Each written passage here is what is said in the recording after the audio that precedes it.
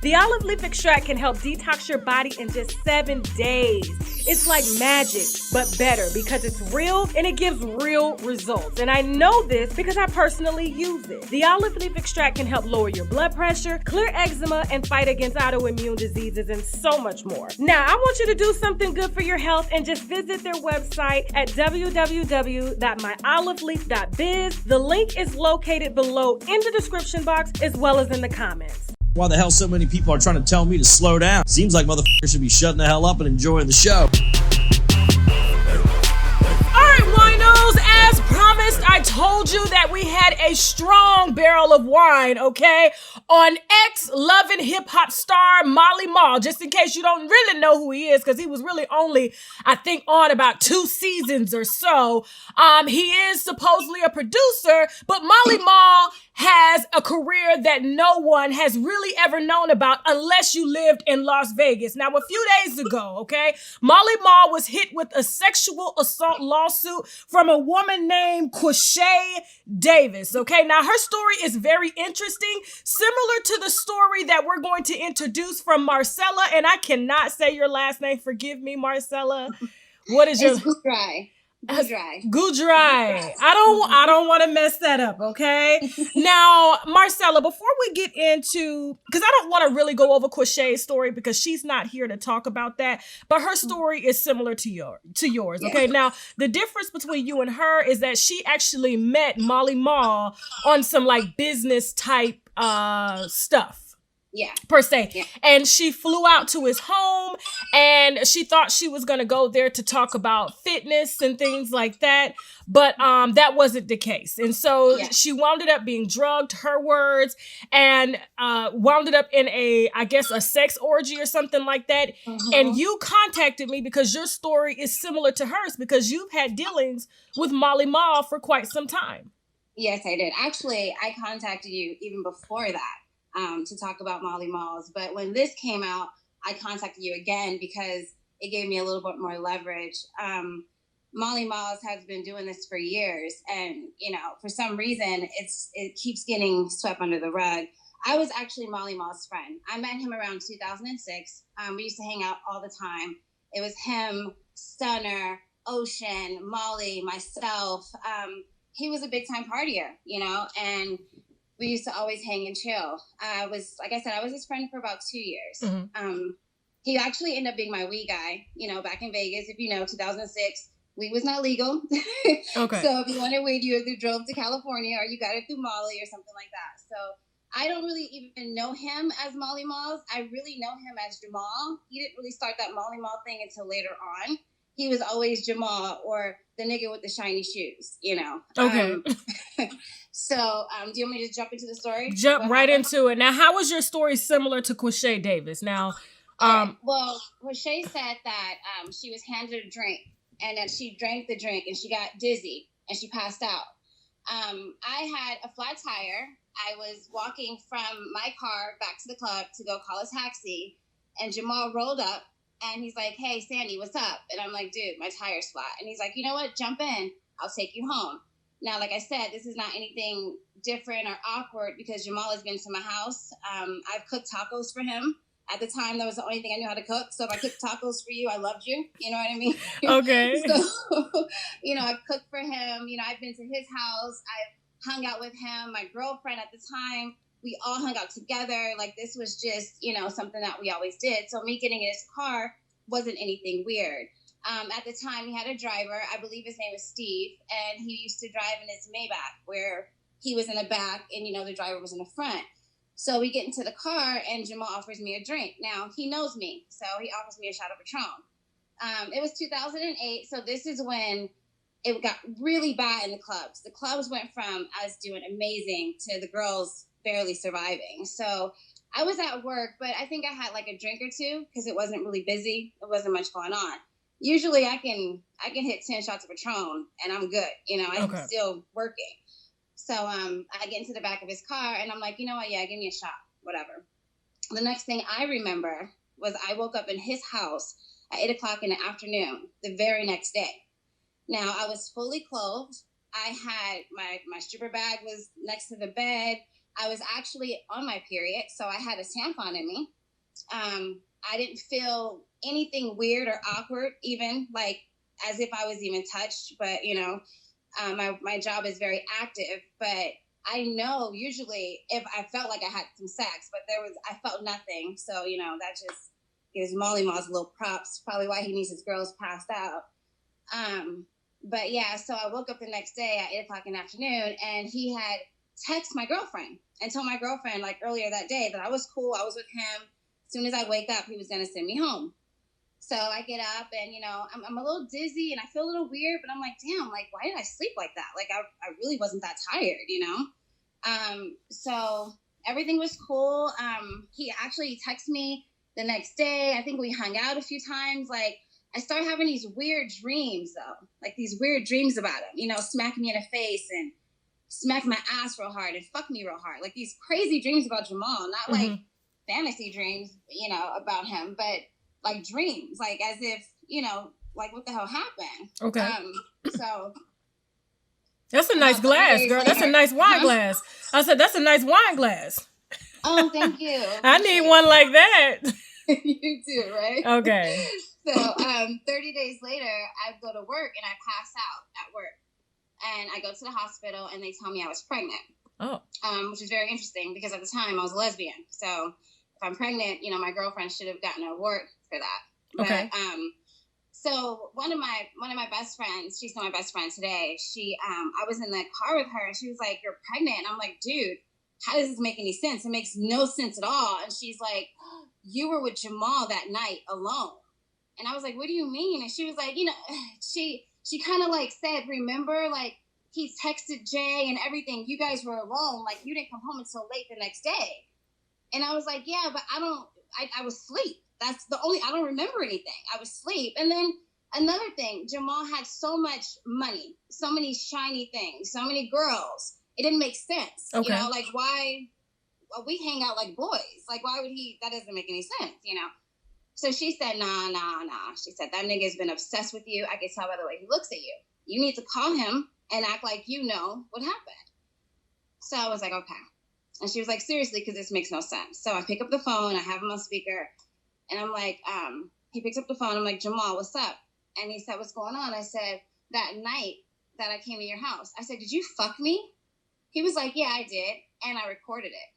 Oh, he was on some R. Kelly shit. Okay. "Yeah, you did. And you recorded it." Okay. So I'm like, whoa, wait a minute. I said, "But I don't really remember much from that night. Like, what are you talking about?" So I started putting everything, you know, into perspective. Like, this motherfucker drugged me, you know? And so all these weird ass dreams I'm having and all this weird stuff, like, really actually happened. Now, I carried his child for 5.5 months.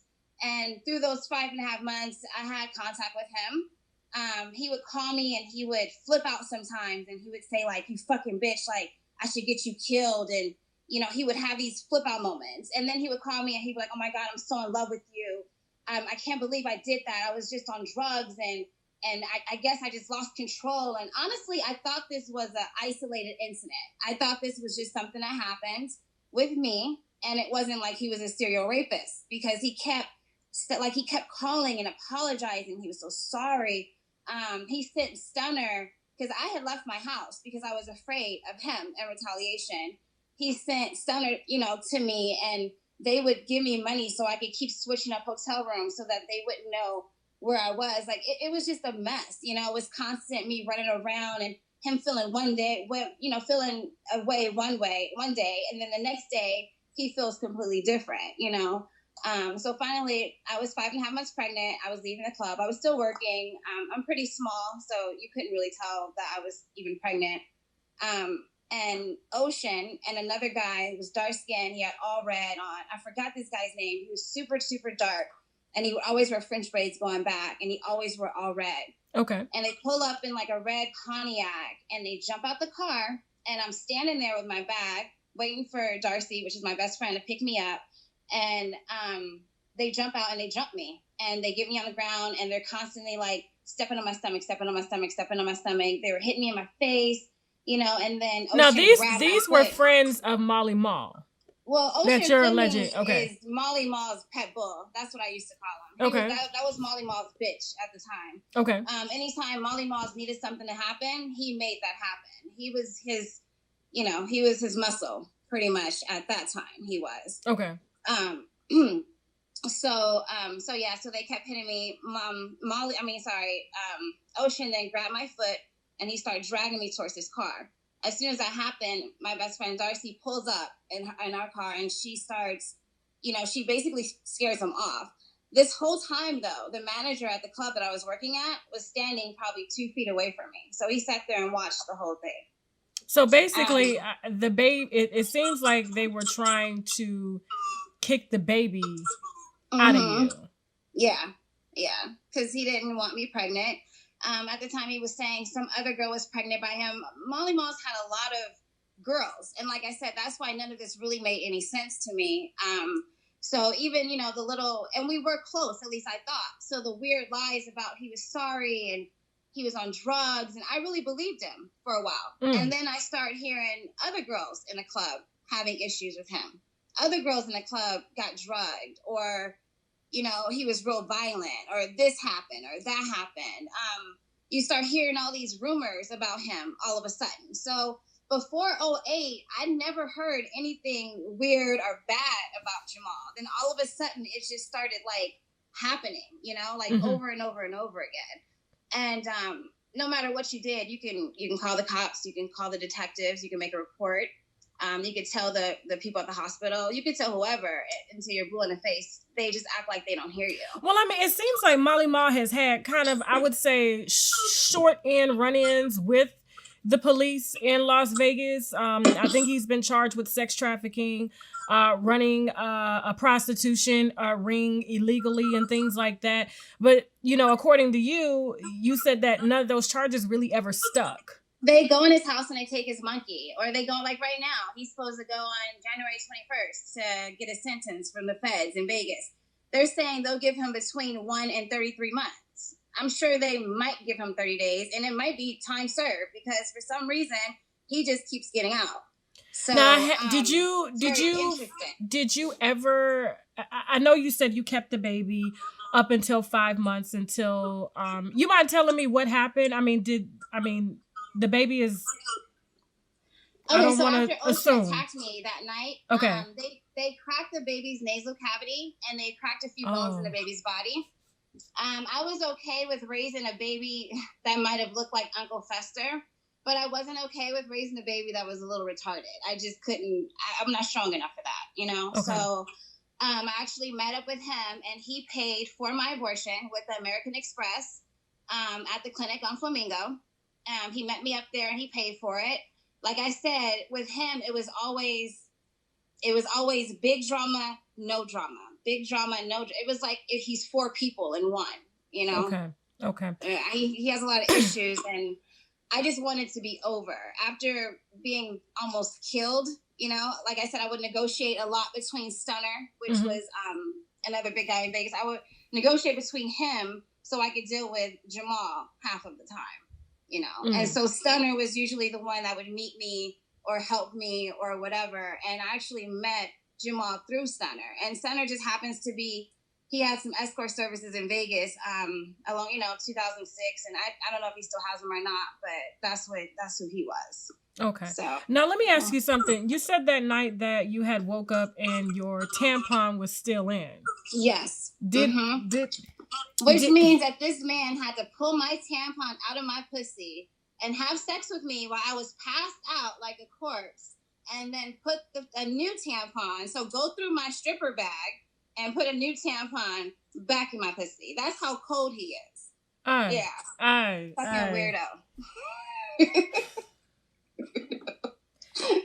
That's some Harvey Weinstein shit there. Wow. Okay, I'm trying to get that image out of my head. Were you in the last days of your period?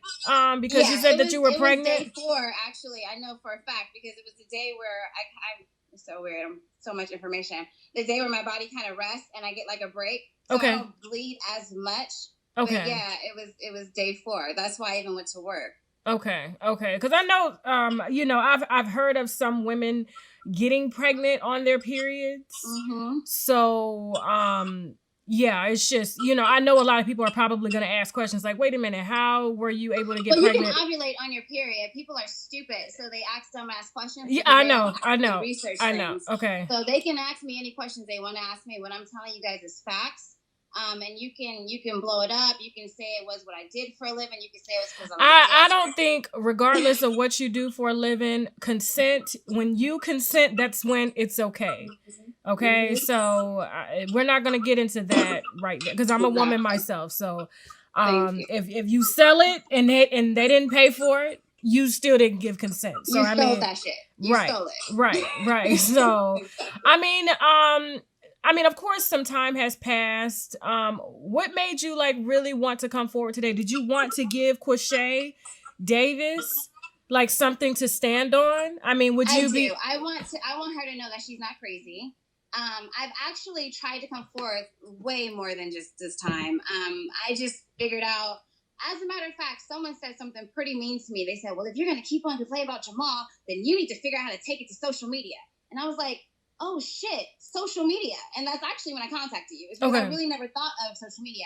I try to contact the DA, the feds, I try to go through lawyers. I've tried to go through the news stations and stuff like that. And it's just, it comes out to nothing. The last time he had a case, which was last year, it was, I guess, some prostitutes that was working for him. So when that happens, it's hard because they work for him. So they must have seen something or known something of that nature. With me, I just party with him. I didn't even know he was that kind of guy. There's tons of pimps in Vegas, especially back then, and they weren't going around raping and killing girls or doing whatever. You know what I mean? They just party with the girls. That's just what they do. Now, I was I'm a known renegade. I never had a pimp. I never needed a pimp. I always made my own money, and I always made a lot of money.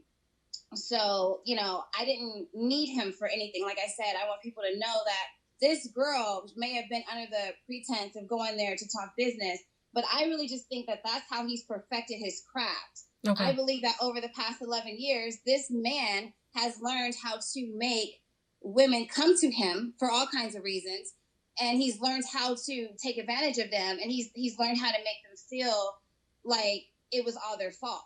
And he says something in her little case. He says something like, you took it like a pro. He said, how are you feeling? And she said, I'm swollen and I don't feel good. I just want my medicine. And he was like, well, I just want to make sure you're okay, but you took it like a pro. Now, if I had a sexual encounter with somebody that told me that I took it like a pro, and I remembered, and this is something I did with them and I enjoyed it, I'd have been like, yeah, nigga, and you liked it. You understand what I'm saying? Right. But you know what she said? Okay, but when am I going to get my medicine? You see what I'm saying? Yeah. That's a different type of response. So yeah, I do believe that he was just trying to throw things out there to make it seem like he didn't do anything forcefully. Why all of a sudden a miss you text? She just keeps talking about it's her medicine. He says, I missed you. She didn't say I missed you back. She just wants him to pay for her medicine. And then these lawyers are making all the girls, all of us, look crazy. But you keep getting the same story over and over and over and over and over again, about the same person. Come on, it's too much. Now, are you worried about any type of retaliation from him or his people after doing this interview? Honestly, I am, but I'm very protected at this point. So I hope he does come after me. Now that'll just prove that he's a punk ass nigga and he did this. He is what it is. Now, you said earlier that your family actually still works for Molly. I have a cousin that works with him in the studio, and she will swear up and down that I'm a liar. I have a family member that has worked with him as bodyguards after this incident happened to me. After they were fully aware of what happened to me, they still decided to work with him. It's interesting because he's a very disrespectful man. And he always talks about how he hates black men. But then he has all these black men protecting him. Yeah, I think I read in Quashay's case that, he even referred to her as a nigger. Yes. Oh yeah. He used to refer to all black men as niggers, and that they were just. But this was a woman that he was calling. Mm-hmm. Yeah. Yeah. Well, he never called me a nigger. He used to always say weird things to me, like I was his reincarnated Egyptian princess or some weird, wild. He was out of his mind half the time. You couldn't really have a conversation with him. You just drink with him and hang out, you know, because you knew he was a little bit like off, almost stupid. Like I said, it wasn't really even me hanging out with him most of the time. I was really hanging with Stunner, because me and Stunner used to always hang out together. And he was just one of the dudes I was always around, you know, and just end up getting close. Yeah. But, you know, in the beginning, when I first met him, he was a clown. He was just this dude that ran around with shiny shoes on and, you know, had no neck. You know, it's just, it is what it is. But in Vegas, you know, if you do have black friends that are guys, 9 times out of 10, they're pimps. So you might as well hang out the ones that can pay for their own dinner and their own drinks. Okay. You know? Now, I know they're probably going to dig up your past. Is there anything that you want to let the audience know before, I guess, they try to sabotage your story? Oh, yeah. At the time, actually, I was a porn star. My name is Sandy Jackman. Okay. I enjoyed my job. As a matter of fact, I stopped doing my job because of this incident. It was never the same to me being a porn star. Never felt the same after I went through all this stuff with Jamal. I danced for years and years and years. I've done a few, you know, movies where I'm like, you know, the bad girl in a movie or something like that. I was never ashamed of who I was or my sexuality or what I've done for a living. I'm still not. I enjoyed all of it. I lived great. I traveled the world. I did a lot of things. Honestly, this is the one thing that kind of slowed me down and made me like, you know, wow, like the world can be really that cruel. And to not, you know, to have people in high places pay me to go to dinner with them, but I can't get that dude, you know, put away. It was definitely something that I had to check myself, you know, and kind of like think of it like, wow, this really is a man's world, you know? Okay. Now you've since like moved on. You're out of the business. You're a wife now, right? I don't want to talk about my life. Okay. I don't think about my life right now. I just want people to know that I want them to focus on this. I don't focus on me. Well, I mean, I just want to show that you and I can promote things. I can say what I'm doing now, but I don't want anybody to take that and act like, oh, she's using this for whatever reason. No. I'm using this to let y'all know that Jamal or Molly Malls or whatever he call himself is a fucking monster, and he needs to be put down. Okay. And I'm tired of every time he does something, you know, reliving a situation over and over. I'm tired of getting angry because honestly, my biggest problem right now is to figure out what color I want my nails to be. And so I don't need to get angry every time I see him on TV or another case or something. It drives me insane. Have you ever gone to the police about him? Oh, yeah, of course I have.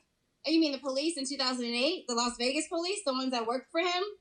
The police, the lawyers, the judges that all worked for him? Oh, wow. Is that what you're talking about? The ones that supposedly is why he has this whole case in Nevada right now?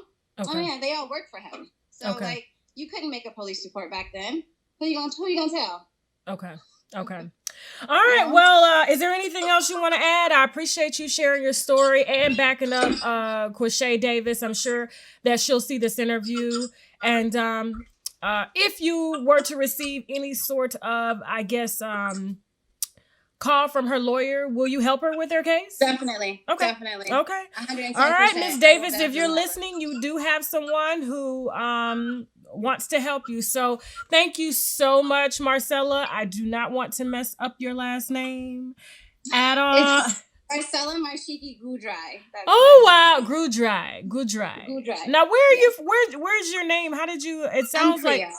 Okay. I'm Creole and Black. I grew up in LA in the hood. I am nothing special. My mom just was creative. Okay, perfect. Well, thank you so much. Do you want to put out where people can follow you? You don't want to do any of that today? No. Okay. This is strictly for, just so y'all know who Jamal is.